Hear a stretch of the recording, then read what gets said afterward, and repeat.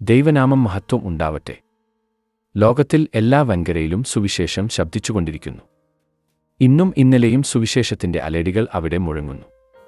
സുവിശേഷത്തെക്കുറിച്ച് പറയുമ്പോൾ അത് ഒത്തിരി പേർക്ക് മാനസാന്തരത്തിന്റെയും തെറ്റിൽ നിന്ന് വിടുതൽ കിട്ടുവാനുള്ള മാർഗമായി അത് പരിണമിച്ചുകൊണ്ടിരിക്കുന്നു. സുവിശേഷം കൊണ്ട് മാനവജാതിക്ക് സമാധാനം നൽകുമെന്ന് സുവിശേഷം ഉറപ്പു നൽകുന്നു. ക്രിസ്തുവിന്റെ ഭൂമിയിലെ പ്രവൃത്തിയുള്ള ആധാരമായിട്ടാണ് സുവിശേഷത്തെ കണക്കാക്കുന്നത്. തളർന്നിരിക്കുന്നവന് അത് രക്ഷയുടെ കരമായി പ്രവർത്തിക്കുന്നു.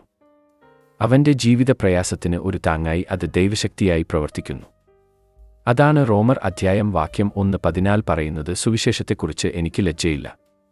വിശ്വസിക്കുന്ന ഏവനും, ആദ്യം യഹൂദനും പിന്നെയോ യവനനും അതു രക്ഷയ്ക്കായി ദൈവശക്തിയാകുന്നല്ലോ എന്ന് പറയുന്നു. അത് സുവിശേഷവും വിശ്വസിച്ചു അതിൽ പ്രത്യാശിക്കുന്നവന് അത് രക്ഷയ്ക്കായുള്ള ദൈവശക്തിയാണ്.